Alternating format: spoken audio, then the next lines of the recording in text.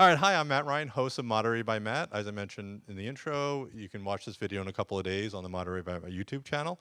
I want to thank Lionsgate and the wgatheater for having me and letting me dive into this Everything Great script.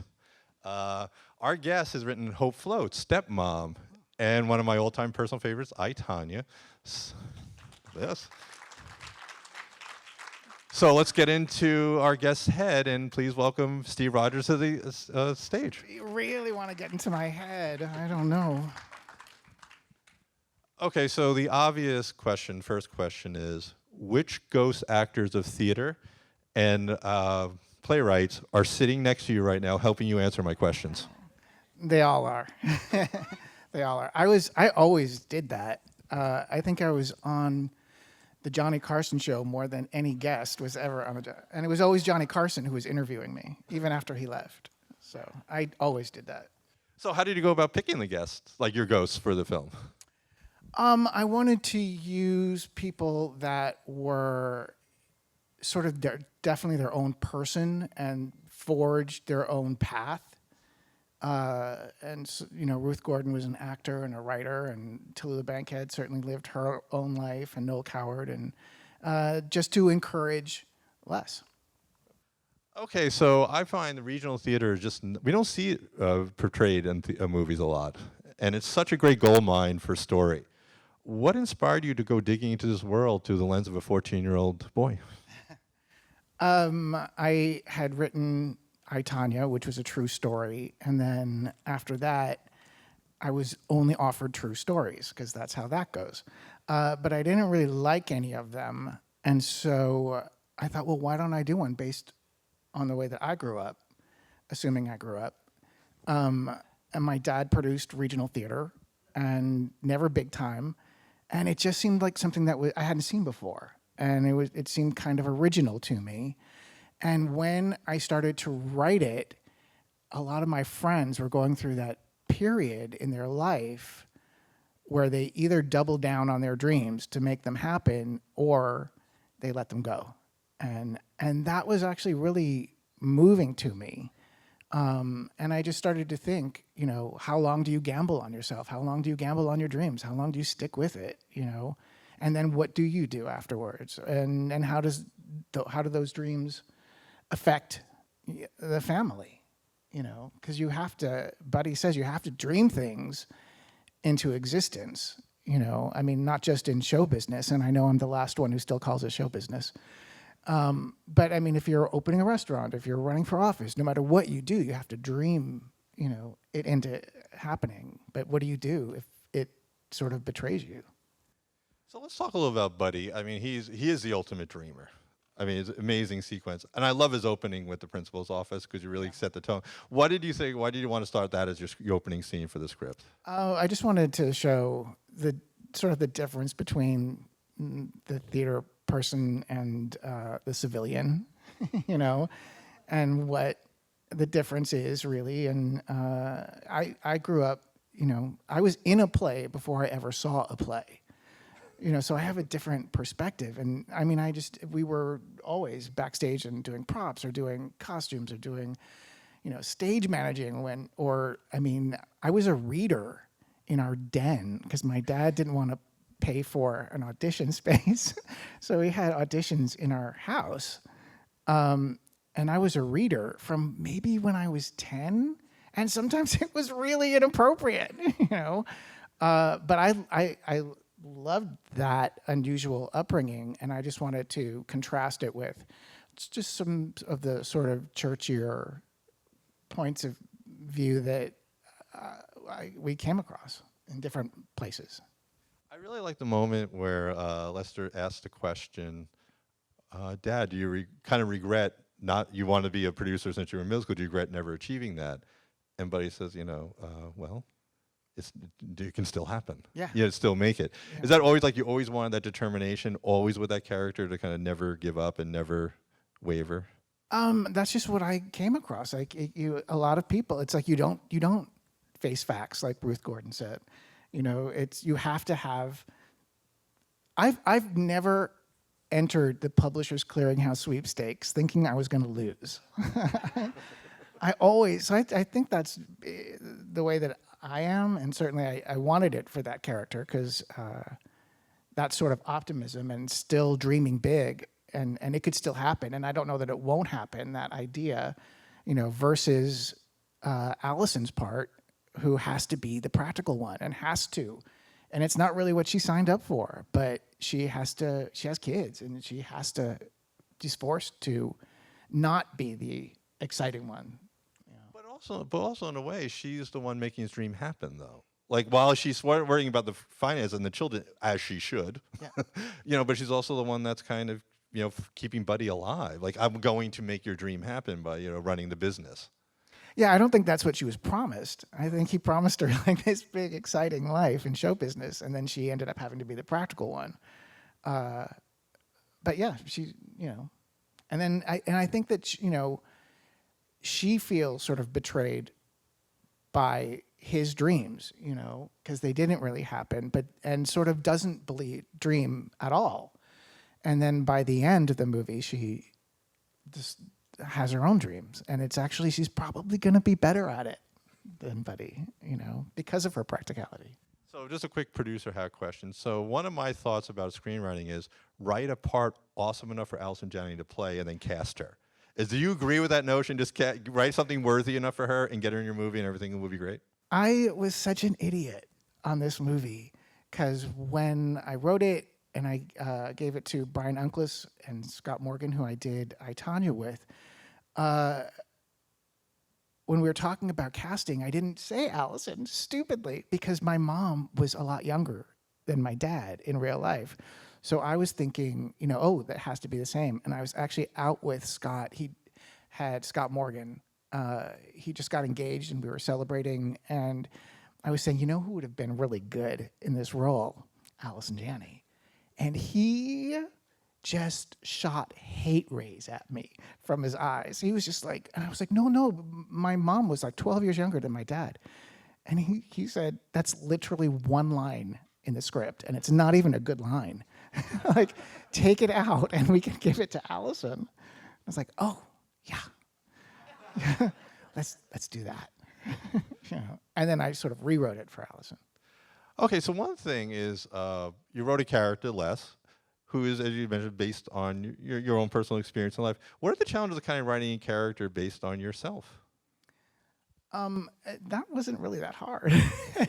Only because I knew the character already, and it was just, it was more about writing about that vulnerable time, in your life where you just say one wrong thing and you just die inside when you're 14 years old, So, that wasn't it. The hard part was really finding a kid who could do it, or I thought, but it actually was not that hard to find Benjamin.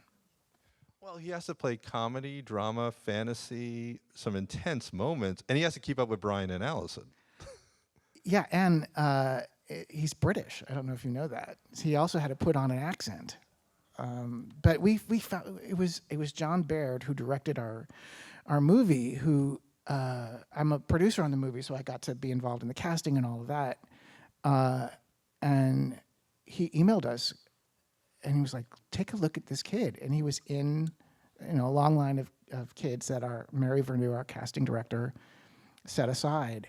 But I mean, maybe on the second go round of casting, and we looked at him, and I was like, I think we just found the kid. I thought it was going to be the hardest thing to find. I thought that it was going to be next to impossible, but we found him pretty quickly, and he did a chemistry read with bryancranston, and Brian took, an hour for each kid just to make sure. But Benjamin was everybody's choice. The only thing I was worried about was if he would grow, He did. I really love how you made the one traditional normal person, Derek, an outsider in the theater family. The scene in the car was great. The opening scene with the three of them, mom saying you're not actually very good in the theater. I like to think it was a Michael Corleone character who doesn't want to, join the family. What was the process of drafting that character to counterbalance Lester? Well, it was based on my brother. who ironically is now an acting teacher in Portland, Oregon, and he's a good one. So no, that was always the idea. It was the kid who every parent would be thrilled to have is the outcast. You know. And I know you mentioned to me backstage they haven't seen it yet. Are you worried about brotherly blowback? No, because we're family. There's nothing they can do. You know? There's a great line at the end when you say that. It's like, we can be mean to each other fundamentally, Yeah, I think that's why we are so often. But no, I get along with both my brothers. Oh, I have two, by the way. I just told them both, you're Derek. Don't tell the other. You know. But they haven't seen the movie yet. So now I thought the scenes between Brian and Allison were really special. Those marital scenes where they're fighting at a really deep level. It felt real. That's one of the things I love about your script, because obviously it is real. What was your thoughts on creating those scenes and kind of giving the real marital dynamic beyond the theater? Like, it just felt so genuine. Oh, well, I mean, I don't know. In my house, they argued about money all the time. Didn't they in yours? I mean, that's, I just think that's pretty universal. No, but for the casting of the two of them, I'll tell you something that I can't explain at all, but it's true. When Allison said that she would ostensibly play my mom, it's not a documentary. It's not it's not strictly my story. It's its own movie. But when Allison said she would play my mom, she actually told us on my mom's birthday, and she had no idea, and I just thought that was such a nice coincidence. But then when Brian, who's playing my dad, said he would do it, he told us on my dad's birthday. Which I don't know what that means, and I can't explain, except that happened. So it was a really hard movie to get made and to do, but I never lost faith because of that. I was like, that can't just be for nothing. It can't, And we have a movie, so. One of my favorite moments is when they were fighting about God. Mm-hmm. And later, Brian's like, yeah, I went to 11 churches and got the thing. It was such a great twist and how fun using his talent to woo over his wife. Yeah, that never happened. That was just made up. Okay, so there was, let's say, a slight tonal shift at the halfway point of the film. Slight. Starting with Lester going to his safe haven, I call the theater the church, and seeing his mom have an affair with Simon Rex. How did you approach writing that scene? That wonderful scene where Simon kind of flirts with her doing the dishes and setting that up and making that a pivotal moment to change the tone of the film. Well, I was thinking all along I want it to be like this sort of Little Miss Sunshine story, and that's what everyone thinks, and then flip it. Because that's life. Like, that's what happens in life. Like, but I was thinking of what happens to Buddy. That would be the big twist. Because a lot of the movie for me is about fantasy versus reality. I obviously prefer fantasy. I don't see what is so great about reality, especially now. And also, I'm paid to live in my head, So I mean, that's how we earn our living. But I wanted something that would shake Les up enough that he couldn't live in fantasy. It was just too much.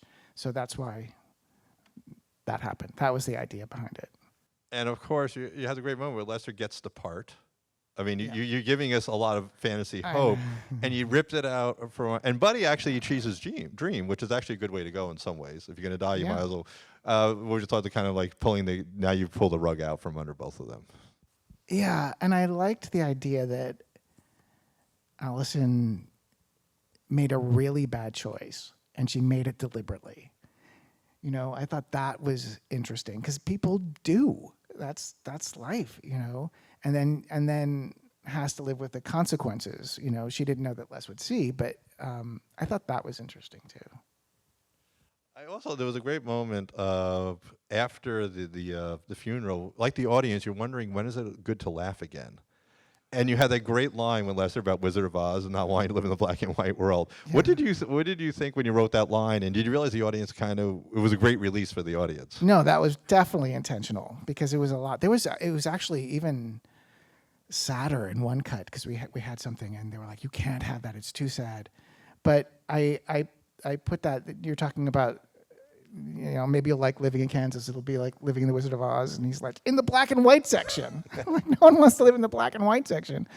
Yeah, I put that. I mean, that was there because everyone's hopefully feeling really sad and feeling like, wait, what? And you need that release. I mean, but it's like you all know that it's like the sadder something is, the funnier the joke will be, and the funnier something is, the sadder the tragedy is going to be. It's the comedy tragedy masks. I mean, that's as old as drama. I mean, the sad thing for me is that he never told anybody that he was sick. That was just... Well, yeah. And also because he didn't want that to stop him from getting his dream, So, all right, so we go to Kansas and we meet Macy's brother, played by the wonderful Chris Cooper. One of the things I loved about it is like how sibling relationships are so easy to kind of drift apart sometimes. And they drifted apart for a reason. What was it like crafting their arc together? Originally, it was her dad, and then we made it her brother. And again, because I haven't seen that as much. And he was so good. Chris Cooper was so good, and he cared so much. I didn't get to meet anybody because of the writer's strike. The writer's strike happened the second week that we were filming, so I wasn't allowed to go on set. We filmed it in Canada. But I did get to talk with Chris Cooper on the phone. And it was all about the work. It was nothing about like, I want more lines. It was all just trying to wrap his head around it. It was great to work with someone like that. I did like the drinking scene. Don't call me out. I'm going to get drunk. It's like, no, just let me get drunk too. That was cute. That's siblings. Yeah. Well, at one point it was father-daughter, but yeah, it was also siblings. But people are estranged. And, I mean, the family dynamic, I think, is really interesting. That's what I like to explore on this one.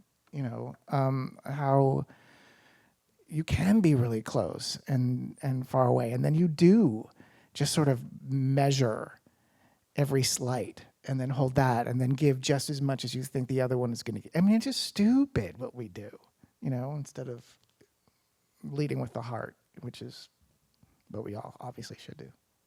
Okay, so, you talked also, I love the porch scene between mother and son, where Lester is finally, confronted with maybe your dreams have to stop too. The mother's he's becoming Buddy in my mind. What was your thought process on that porch scene where Lester's finally getting challenged a little about the reality and still trying to hang on? Well, but that's what everyone said to all of you too. Why are you going to become a writer? Don't you know that that's impossible? And you're just like, no, it's not impossible. Nothing's impossible.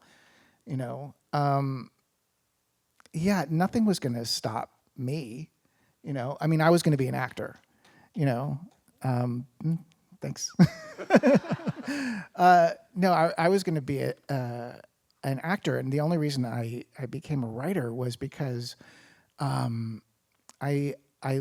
moved to New York when I was still in my teens. I didn't go to college, and I went to this acting school, which is where I met Allisonjanney. And when I graduated, I did a play, and I toured with it everywhere. It was called The Foreigner, by Larry Shue, and I was like the Yul Brynner of The Foreigner. I did it everywhere, and I did it here, and I won a prize, like a critics prize, and I thought, well, no one in New York has given me a prize. I'm going to move to Hollywood and be a movie star. And so I moved out here, and then once I did, I found out that everybody who does a play out here gets a prize. It's like, it's not a big deal. It's like participation. But then I wanted to be in movies, and they didn't want me, and so I thought, well, I'll just write my own, because I was 20-nothing, and I didn't know that was impossible. And I thought it was my idea, And then the first thing I wrote was Kate and Leopold. And it set me, on a whole other path, but I still think of myself as a failed actor. I also, the heartbreaking line when Allison says, "You're never going to forgive me." Yeah. That. Yeah, yeah. But he will. He does. Well, and that was the thing. Also, it leads to that great moment where Buddy uses. I'm sorry, Lester. Lester uses his fantasy power to let Mom think that Buddy found God. Yeah, yeah. So is that something for you wanted to make sure that that was their reconciliation and the only like the way for him to give back to her and Yes. kind of say it's okay. Yeah. He can't hold on to that forever, you know. And that's his way to save her. So yeah. And hopefully you didn't see it coming. I did not see that coming. Good. That was really. And of course, you have the great brothers, Derek and Lester, kind of making up at the end. Was that important to kind of show that, you know, because I was feeling they were going to go down the path as Mom and Chris Cooper. Was that kind of way to give, let's not go down, let's show that they are going to find a way to stay together too? Yeah, but I think they're also going to be different, you know, and they're both going to be okay with that. Although, I moved to New York and my brother moved to Humboldt. And you did give, you know, Derek his moment of finally losing his virginity in the typical 1980s style of what we did when we were that age. Yes, yes. But do you regret giving her that hairstyle? Because that was a horrible hairstyle. Whose? The girl, the 80s teased hair, that was just, you know. I loved that girl. Jessica. She was so good. And that's her singing at the end, too. You know, I mean, we just lucked out. You know, she was so good. You know, but I didn't get to meet her until we were at Tribeca a few weeks ago. And then I finally got to meet, you know, Derek and Jack Champion and Jessica, and that was great. Well, what I liked about her, she was real. Yeah. Like, she felt like a real person. She kind of liked Lester, too. Like, she wasn't just... Because they could have went the stereotypic way, which you didn't do, which I really loved. That we really liked her. I love what she did with it, where she was, you know, that sort of tough. And yet, when she sings at the end, I'm like, oh, she's going to go to Hollywood and try and be a singer. She's going to do okay. Okay, so you take away Buddy, and thank you for giving us back him at the end of the film. Did you always want to make sure the last ghost that Lester sees is his dad saying everything's going to be great? Yeah, that was always, and I also thought, oh, that's going to kill him. So, yeah. And I love the way that they shot it, and Benjamin's face at the end is great. Well, so much was said with no words, like just because you knew the moment emotionally for both of them. It was to me a perfect, you know. Yeah, yeah. That scene was always, I was like, oh, they got it. That's great. Okay, so reception. Lionsgate and Tribeca Film Festival literally rolled out the red carpet for you and the rest of the team for this film. What was it like watching when you first premiered the film? What was it like watching and being there at the film festival to their reaction, the audience reaction? I guess I can say this because I said it to the director, but I mean, I didn't know if the movie was good or bad because we ran out of money. We had a finite amount of time to fix it up. And it was really, we had like, after we had a screening and we got feedback and we had maybe 10 days. And it was just, we kept looking at it and fixing it. And I didn't know if we succeeded. And I couldn't see it anymore. You know, you're just in the weeds at that point. If you see it so many times, you have no perspective. And I didn't really see it again until Tribeca, and people were really excited. And I was trying to go, well, maybe it'll be good. But then I saw it. There were like 900 people, and it played so well in that theater. And I was so relieved. And I remember thinking, okay, good. I like the movie. Because I didn't know, and I don't know if you've had that experience where you had a movie and you're like, ugh, that's not what I wrote. You know, my name is on it. That's not what I did. You know, but I did like this movie. You know, and for me, it's going to give voice to the theater kids, you know, who don't feel represented. Like I'm sure they're going to be so excited when they finally get to see the film and feel that they're expressed. I hope they find it because that's who I wrote it for. I wanted all those theater nerds and you know, kids who are just very dreamy to find the movie. That's my hope for the movie. Yeah. Well, Sally, this is all the time we have for tonight. I do want to thank you for inspiring the audience never to quit on their dreams. And thank you, Steve Rogers, for sharing your heartfelt insights into a very personal film. Thank you. Thank you so much for coming. Thank you.